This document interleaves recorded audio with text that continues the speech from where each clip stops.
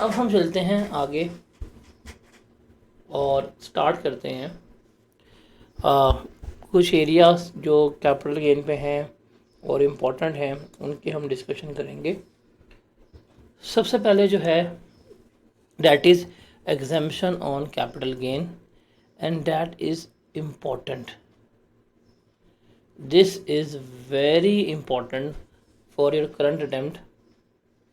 आपके लिए बहुत इम्पोर्टेंट है ये कि एग्जाम्पशन और रिड्यूस रेट क्या है, आपको ये देखने पड़ेंगे। और ये इस अटैम्प्ट का हॉट फेवरेट सवाल है, आपको पेपर में आ सकता है। लास्ट अटैम्प्ट में डीम्ड इनकम आई थी, इस अटैम्प्ट में ये सवाल पूछेगा। अब देखिए जी, हम भी पढ़ के आए हैं कि कोई बंदा जो है अपनी प्रॉपर्टी वगैरह जो है डिस्पोज ऑफ कर रहा है। हम उसके सारे रेट्स वगैरह पढ़ के आए हैं कि उसको टैक्स किस तरह पड़ेगा, किस तरह से वो टैक्स की जाएगी, वो सारा जो है हम देख के आए हैं। अब हम देखेंगे कि एक बंदे ने प्रॉपर्टी डिस्पोज भी की है लेकिन उसके ऊपर एग्जेम्प्ट कर दिया है, उसके ऊपर कोई गेन के ऊपर कोई टैक्स जो है वो हमने नहीं लिया किसी किस्म का भी। अब वो कब है, रिमेंबर कि अगर कैपिटल गेन जो है वो एग्जेम्प्ट होगा।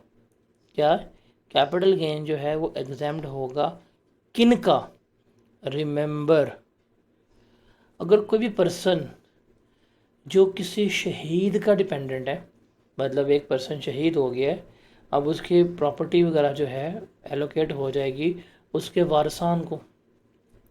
अब शहीद कौन सा है, पाकिस्तान आर्म फोर्सेस का, या पर्सन जो पाकिस्तान आर्म फोर्सेस की सर्विस के दौरान वफात पा जाए, या फेडरल गवर्नमेंट के मुलाजिम के हैसियत से वफात पा जाए, या प्रोविंशियल गवर्नमेंट के हैसियत से वफात पा जाए।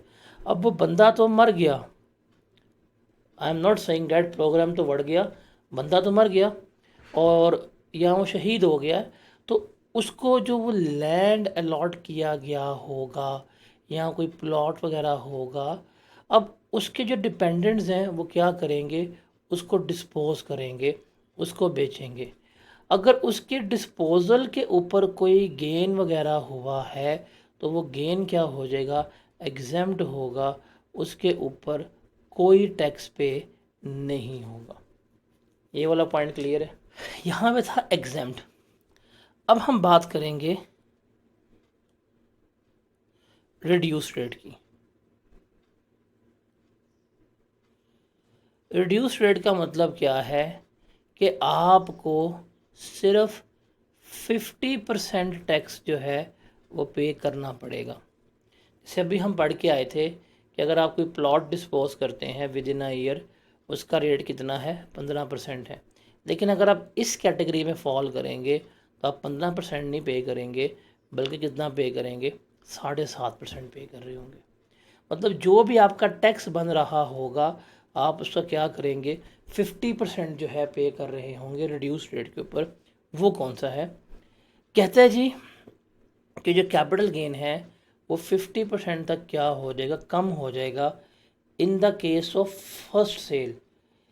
मैं इसको हाईलाइट कर रहा हूँ, ये पेपर में आ सकता है। असाइनमेंट में एक सवाल है मिस मिर्ची वाला, आप लोगों को शेयर करूँगा। मिस मिर्ची वाला सवाल है, उसमें ये पॉइंट टेस्ट मैंने किया हुआ है कि अगर एक बंदा जो पहली दफ़ा क्या कर रहा है, इमूवेबल प्रॉपर्टी को बेच रहा है, किसकी बात यहाँ पे हो रही है, पर्टिकुलरली इमूवेबल प्रॉपर्टी की बात हो रही है। यहाँ भी बात इमूवेबल प्रॉपर्टी की हो रही थी। कोई बंदा फर्स्ट टाइम अपनी इमूवेबल प्रॉपर्टी बेच रहा है जो उसने एक्वायर की थी या जो उसको अलॉट की गई थी। अब कब अलॉट की गई थी, जब वो अपनी मुलाजमत में था। अब वो रिटायर हो गया है या रिटायरमेंट के ऊपर एक्स सर्विस मैन हो गए, उनको कोई ज़मीन वगैरह अलॉट कर दी जाए, या ड्यूरिंग मुलाजमत आपको कोई प्लॉट फ्लैट वगैरह अलॉट किया जाए गवर्नमेंट के एम्प्लॉयज़ को या आर्म फोर्सेस के एम्प्लॉयज़ को।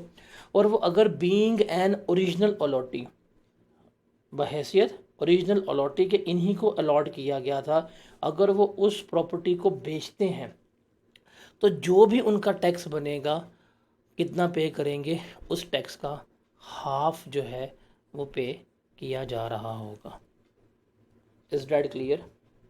और तीसरा पॉइंट है, अगर यही लोग कोई प्रॉपर्टी बेच रहे हैं 3 साल के बाद, कितने साल के बाद?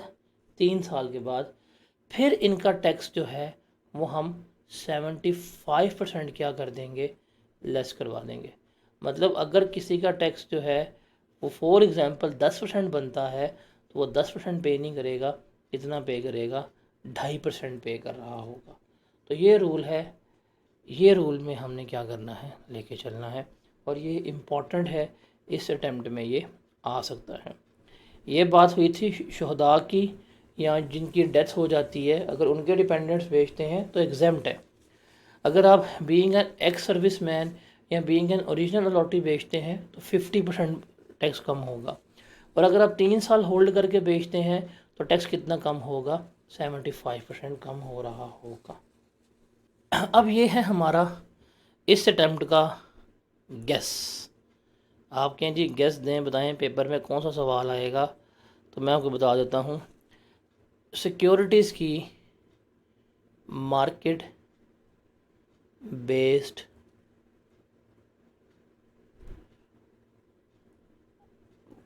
ट्रांजैक्शन, ये सारा पेज जो है ये प्रॉपर्टी के ऊपर था। किसके ऊपर था? प्रॉपर्टी के ऊपर था, जो हम पढ़ के आए हैं। अब जो हम बात करेंगे वो बात कर रहे हैं सिक्योरिटीज़ की। किसकी बात कर रहे हैं हम? सिक्योरिटीज़ की बात कर रहे हैं, उनके ऊपर। अब वो क्या कहता है, ध्यान से सुनिएगा, इसको ध्यान से समझिएगा। ये एप्लीकेबिलिटी इस रूल की बहुत ज़्यादा हो सकती है मेरे ख्याल से, if I am not wrong. इस दफ़ा वो ये पेपर में टेस्ट करने वाला है। कहता है जी, जो हमारे पास सिक्योरिटीज़ हैं, जो हमारे पास सिक्योरिटीज़ हैं, और हम कल पढ़ के आए थे, पर्टिकुलरली हम बात करते हैं पब्लिक कंपनी शेयर्स की। किसकी बात करते हैं? पब्लिक कंपनी के शेयर्स की। वो कहता है ये सिक्योरिटीज़ वगैरह अगर आपने बेचनी है तो ये मार्केट बेस्ड ट्रांजैक्शन करनी है, मार्केट में बेचनी है। अब मार्केट का मतलब क्या है? आपने स्टॉक एक्सचेंज पे जाके क्या करनी है, इसको बेचनी है, रजिस्टर्ड स्टॉक एक्सचेंज से। और इसकी तमाम इन्फॉर्मेशन जो है वो आपने क्या करनी है, NCCPL में जमा करवानी है, national clearing company of Pakistan. और जो भी इसके ऊपर विद होल्डिंग टैक्स वगैरह होगा वो आपने क्या करना है, पे करना है। अगर आप ये सारा कुछ करते हैं तो इस किस्म का डिस्पोजल जो है वो आपका सेपरेट ब्लॉक ऑफ इनकम का पार्ट बनेगा, जो हम पढ़ के आए हैं। किसमें ट्रीट होगा? वो हमारा सेपरेट ब्लॉक में जो है ट्रीट हो रहा होगा, जो हमने पढ़ा है। कहता है जी, साफ सीधी बात है, कोई भी शेयर आपको मिले हैं पब्लिक कंपनी के, तो वो क्या करना है, हमने थ्रू मार्केट बेचना है, थ्रू हमने मार्केट बेचना है। और मार्केट का मतलब है स्टॉक एक्सचेंज से। और जो हमारा NCCPL है उससे हमने उसकी क्लियरेंस भी लेनी है। अच्छा, जब हम मार्केट बेस्ड ट्रांजैक्शन करते हैं ना, मार्केट बेस्ड ट्रांजैक्शन करते हैं तो 0.5% जो है वो हम क्या करते हैं, चार्ज करते हैं एज आ नोशनल एक्सपेंस के तौर के ऊपर। 0.5% हम सेल का भी लेते हैं और 0.5% जो है वो हम परचेज का भी ले रहे होते हैं। अब ये नोशनल एक्सपेंसेस क्या होते हैं कि जी आपने सिक्योरिटी पे की है, ब्रोकरेज, कमीशन, लेवी वगैरह, इस तरह के जो भी आपके एक्सपेंसेस वगैरह हुए होते हैं, हम इस मार्केट बेस्ड ट्रांजैक्शन में वो एक्चुअल एक्सपेंसेस जो हैं वो इग्नोर कर देते हैं। हम सिंपल क्या लेते हैं, सेल प्राइस का 0.5% लेते हैं, परचेज प्राइस का 0.5% लेते हैं, और उन्हें हम क्या करते हैं, मार्केट बेस्ड ट्रांजैक्शन के नाम से हम लेस करवा रहे होते हैं। तो असल कहानी तो ये है, कहानी है जी, आपने पब्लिक कंपनी के शेयर्स बेचने हैं, सिक्योरिटीज़ बेचनी है, तो मार्केट में जाके बेचनी है। मार्केट का मतलब है रजिस्टर्ड स्टॉक एक्सचेंज से बेचनी है। जब आप उसको बेचेंगे तो आपने NCCPL से क्लियरेंस भी लेनी है कि जी ये मैंने शेयर्स बेचे हैं, ये मेरी क्लियरेंस है, ये मैंने मेरी होल्डिंग टैक्स जो है वो जमा करवा देना है। और जब आप मार्केट बेस्ड ट्रांजैक्शन करेंगे तो वो ब्रोकरेज फ़ी, कमीशन, ट्रांसफ़र चार्जेस वगैरह सारे ये जो इंसिडेंटल एक्सपेंसेस होते हैं हम ये लेस नहीं करवाते, जो एक्चुअल पे हुए होते हैं। हम क्या करते हैं, 0.5% लेते हैं सेल्स का, 5.5% लेते हैं परचेजेस का, उनको हम यहाँ पे लेस करवा देते हैं। अगर हम सारा कुछ कर रहे हैं फिर जो सिक्योरिटीज़ जो हैं वो हमारी अंडर सेक्शन 37A का ही पार्ट बनेगी, और उसके मुताबिक ही हम क्या करेंगे, टैक्स पे करेंगे।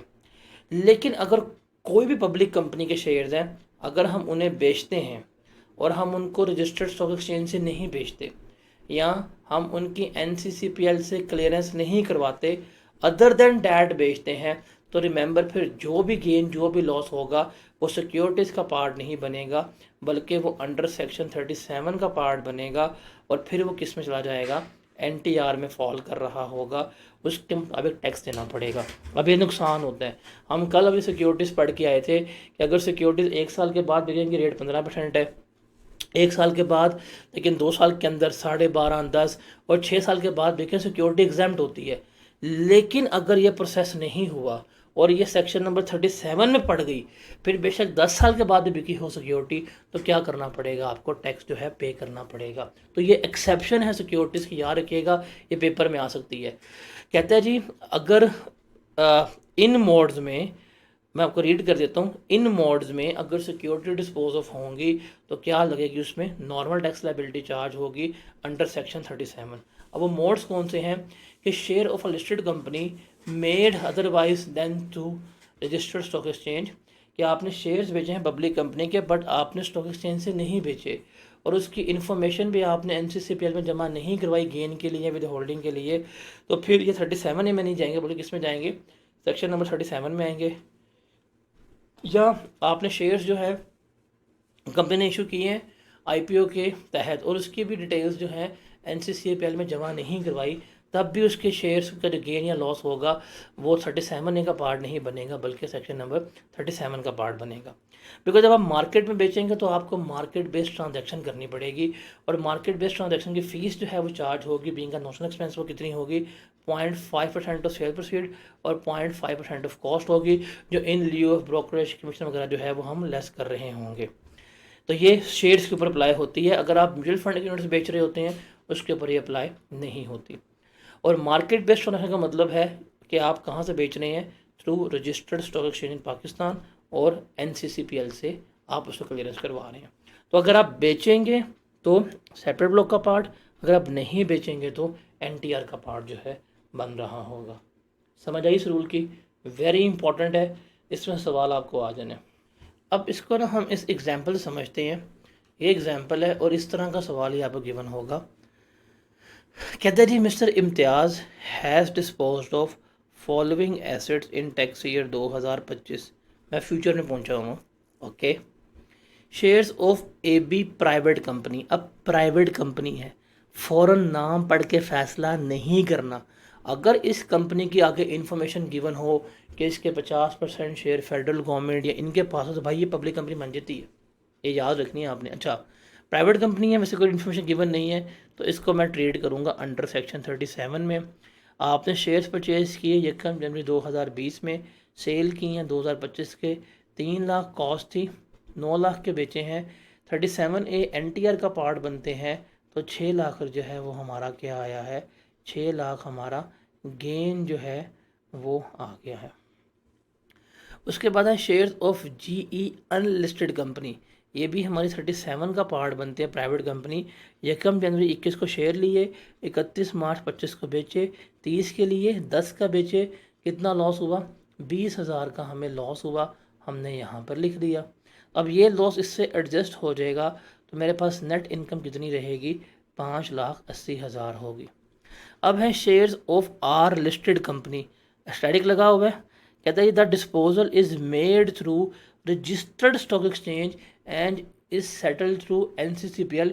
इसका मतलब ये मार्केट बेस्ड ट्रांजैक्शन हुई है। अगर ये ना लिखा होता या इसका उल्टा लिखा होता कि जी that is made not through, तो फिर मैं इसको कहाँ ट्रेड करता, सेक्शन नंबर 37 में। अब चूंकि उसने कहा है मार्केट बेस्ड ट्रांजैक्शन है और शेयर्स भी लिस्टेड कंपनी के हैं, पब्लिक कंपनी के हैं, तो किसका पार्ट बनेंगे, ये 37A का पार्ट बनेंगे। अब कहता है 18 जुलाई 2022 को लिए थे, 15 अक्टूबर 2024 को बेच दी हैं, 60 के बेचे हैं, 60 के लिए थे, 75 के बेचे हैं, ठीक है। अब हमने इसका गेन निकालना है। अब देखें चूँकि ये मार्केट बेस्ड ट्रांजैक्शन है ना, तो मार्केट बेस्ड ट्रांजैक्शन का हम गेन कैसे निकालेंगे ज़रा वो देखते हैं। देखें जी हमारे पास है कंसिड्रेशन रिसीव, वो कितनी हुई है, 75,000, फिर हमारे पास है कॉस्ट, वो कितनी है हमारे पास 60,000 है, वो भी हम लेस करवा देंगे कॉस्ट। अब उसके बाद हम लेंगे नोशनल एक्सपेंसेस, क्योंकि ये मार्केट बेस्ड ट्रांजैक्शन है तो हमारे नोशनल एक्सपेंसेस आएंगे। वो है 0.5% ऑफ सेल प्राइस, मतलब कितने का बिका है 75,000, इसका 0.5% भी हम लेस करवाएंगे। और हम लेंगे 0.5% ऑफ कॉस्ट, वो है 60,000। तो 75,000 का 0.5% लें, कितना आता है, कैलकुलेटर कहाँ पे गया है, 375 आएगा इसका आंसर। ये हम एज ए एक्सपेंस पर लेस करवाएंगे और इसका आंसर आएगा 300। तो ये being a market based transaction, ये हम नोशनल एक्सपेंस लेस करवाएंगे। ये लेस करवाने के बाद मेरा गेन या मेरा लॉस आ रहा होगा, that will be 75,000 minus 60,000 minus ये बनेगा 14325। ये हमारा गेन जो है वो कैलकुलेट हो रहा होगा। मैं आपको आज वो सवाल बता रहा हूँ, इस रूल की आपको किसी किताब में कोई एग्जाम्पल नहीं मिलने वाली, कोई एग्जाम्पल नहीं मिलने वाली। और ये वो रूल है जो आपके पेपर में आने के चांसेस बहुत ब्राइट हैं। तो ये समझ आई example in notional expenses less करवाने की और मार्केट बेस्ड ट्रांजैक्शन की, समझ आइए। अगला देखते हैं, shares of P listed company 20/5/2024 को लिए थे, 25/10/2024 को हमने बेच दिए हैं, 35 के लिए 40 में बेचे हैं। अब देखें कंसिड्रेशन क्या है मेरे पास, कंसिड्रेशन रिसीव्ड हुई है वो है 35,000, सॉरी ओहो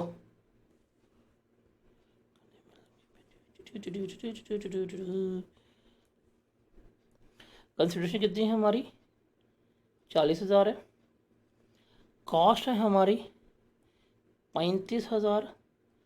अब मार्केट बेस्ड ट्रांजैक्शन है, मार्केट बेस्ड ट्रांजैक्शन है ना, तो हमें नोशनल एक्सपेंस भी चार्ज करना है। अब वो हम चार्ज कर सकते हैं, सिंपल सी बात है, हमने सेल प्राइस और कॉस्ट दोनों का क्या करना है 0.5% लेने।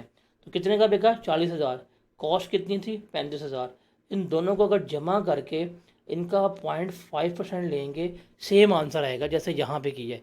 देखिए यहाँ पे कितने का हमने सेल किया था 75,000 का, कॉस्ट कितनी थी 60,000, तो दोनों को अगर आप जमा करके भी 0.5% लेंगे तो इसका जवाब 675 आना था। आप इस पे भी निकालें, आप इस पे भी निकालें, फिर लेस करवाएं, तो बेहतर नहीं शॉर्टकट अप्लाई कर लें। सेल प्राइस का भी हम 0.5% ले रहे हैं, कॉस्ट का भी हम क्या ले रहे हैं 0.5% ले रहे हैं। तो अगर इसको जमा करें तो ये बनेगा 75,000, ये आ जाएगा मेरा 375। क्या जवाब आएगा मेरा 375। अब ये 0.5% है, and I am damn sure कि आप लोग इसको भी गलत कर रहे होंगे, कुछ ज़्यादा ऐसे होंगे जो गलत करेंगे। 375 इसमें लेस करवाएंगे, आपके पास गेन आ जाएगा, कितना बनेगा 40,000, ओहो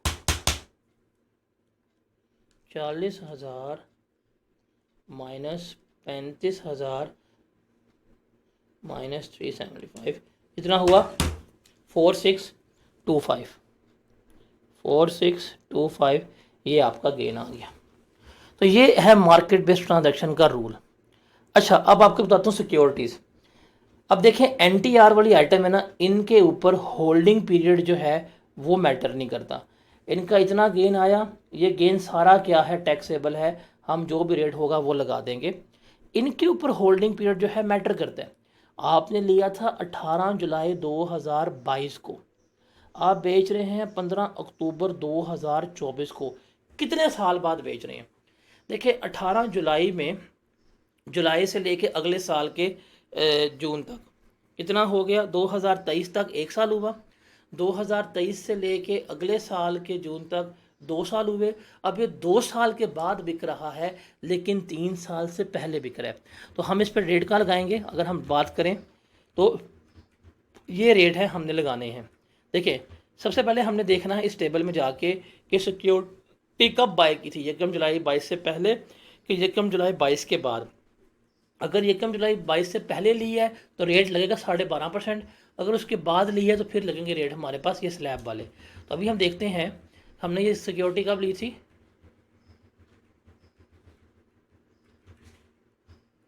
ये हमने ली है 1 जुलाई 2022 के बाद, नॉट पहले, और 3 साल के बाद बिक रही है।